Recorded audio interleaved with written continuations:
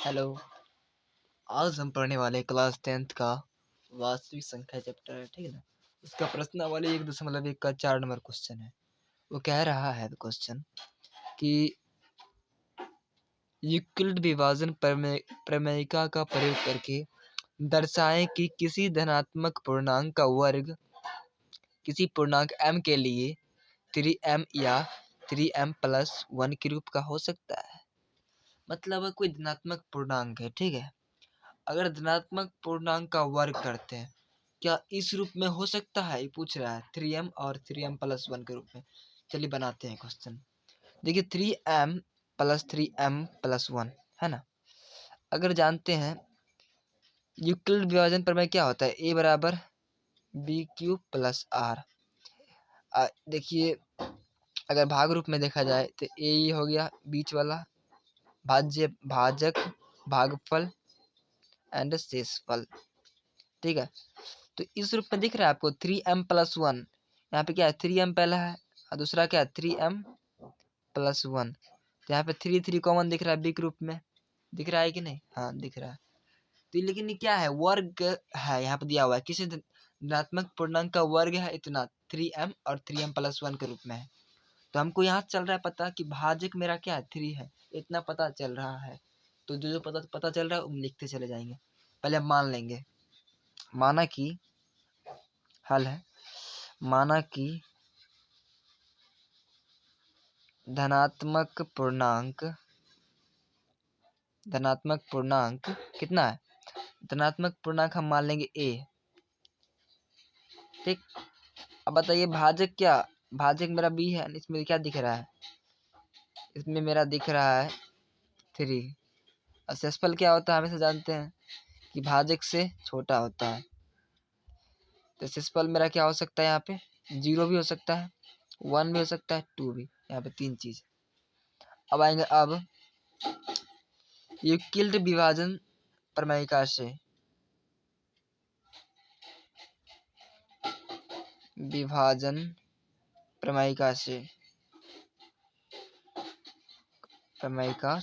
ठीक है।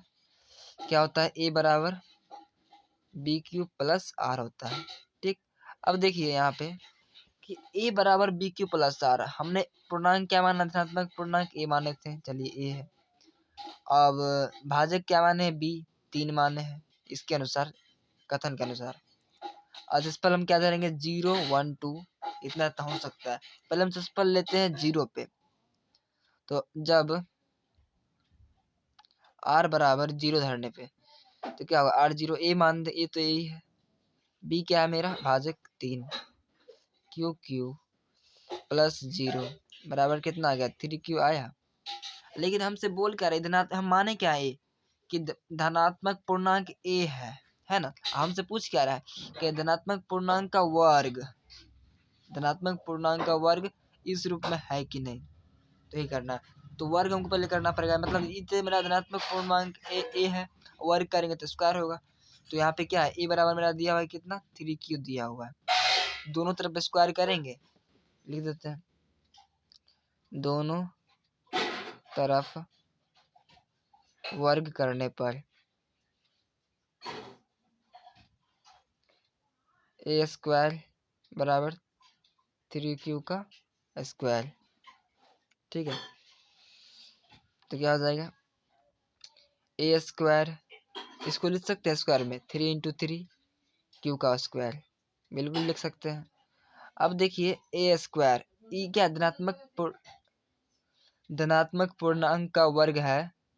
तो देखिए 3m, यहाँ पे क्या दिख रहा है आपको, हमको उससे क्या करना कि धनात्मक पूर्णांक इस रूप में आता है कि नहीं, 3m के रूप में आता है कि नहीं, पहले हमको देखना है।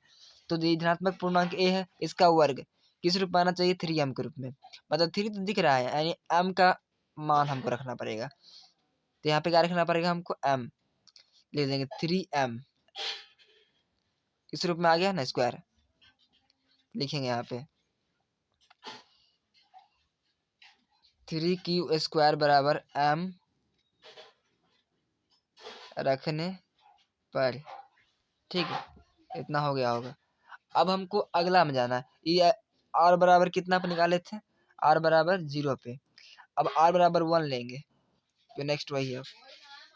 जब r बराबर 1 रखेंगे तो इक्वल डिवीजन थ्योरम क्या हो जाएगा, a बराबर b की प्लस r होता है। b कितना है 3, q r कितना 1, इतना हो गया। तो ये धनात्मक पूर्णांक है, इसका वर्ग किस रूप में होना चाहिए, 3m प्लस 1 के रूप में, है कि नहीं। तो वही कर लेंगे, तो स्क्वायर निकाल देंगे दोनों तरफ, स्क्वायर करने पर दोनों तरफ स्क्वायर यानी वर्ग करने पर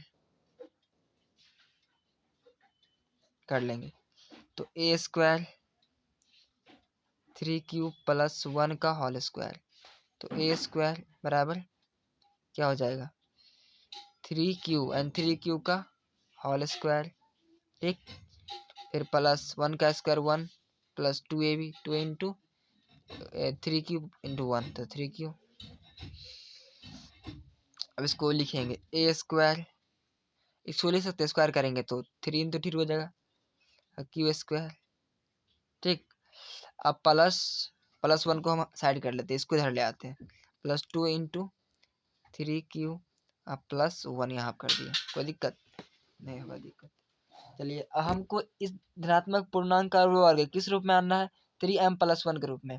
अब देखिए 3m प्लस 1 के रूप में, यहाँ पे तो प्लस 1 दिख रहा है, तो 3 भी यहाँ दिख रहा है कि नहीं, इसमें भी दिख रहा है, तो 3 कॉमन ले सकते हैं यहाँ पर से।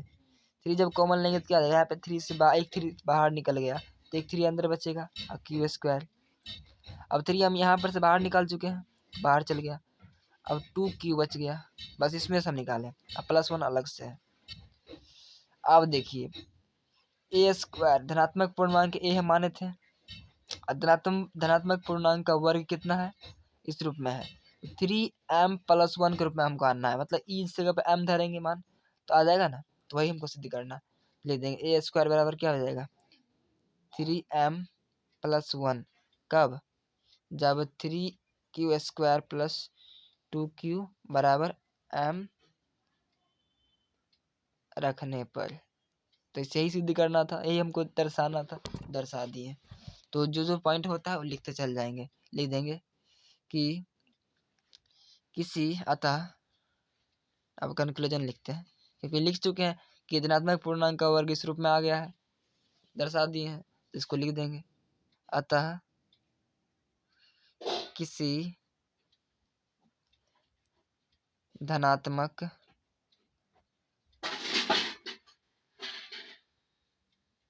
पूर्णांक का वर्ग किसी